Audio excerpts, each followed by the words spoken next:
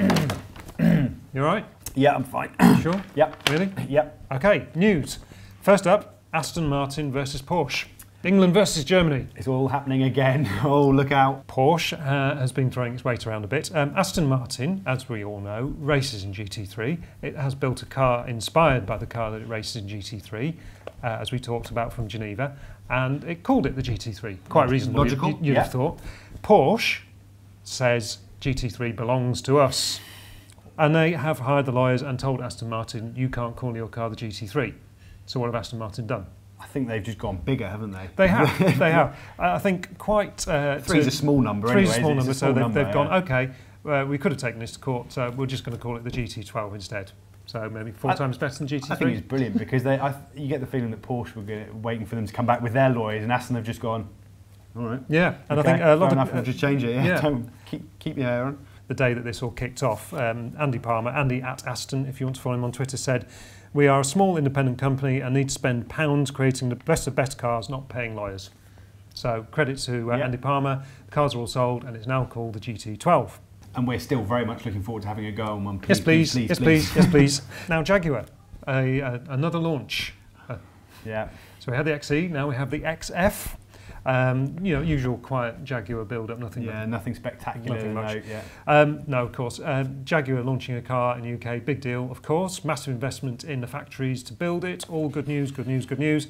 The compulsory publicity stunt to do it, and they drove it across Canary Wharf, Royal Dock Canary Wharf. They drove it on wires. It was it's a bit of a weird one. It was.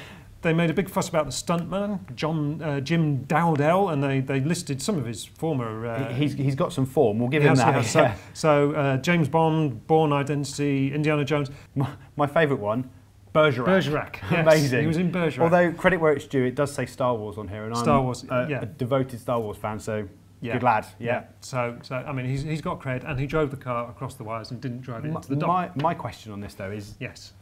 What was the point of the wires? I don't get it.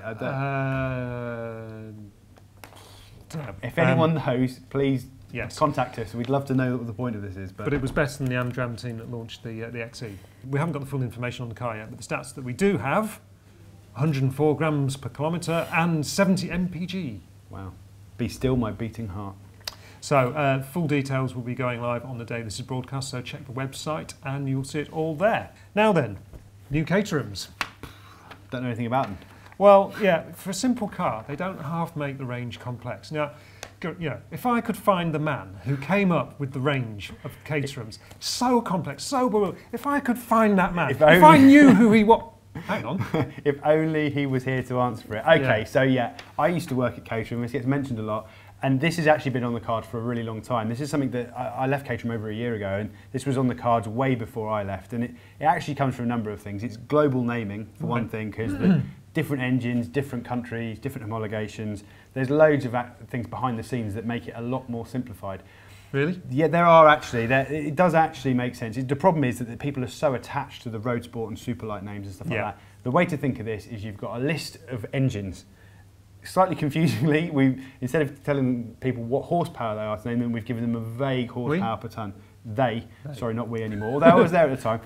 So effectively, the idea is you pick an engine and then you pick what application you're going to use it for. Either basic spec, sporty spec, or track day spec. Okay. So it's number, letter. And it is relatively simple. Bigger the number, faster you go. Exactly right. So we now have the 270, which is kind of, it's the 1.6, that's kind of equivalent to the Road Sport as it was. We have the 360, which is kind of where the R300 Superlight was. We have the 420, which is starting to get serious, that's kind of R400. What I quite like is there's now quite simple that you can either go S, which is a kind of road spec, or R, which is track spec with harnesses and things like that. So you can have S or R spec of all of those cars. Well, I'm glad we've cleared that up. That is the news. Absolutely.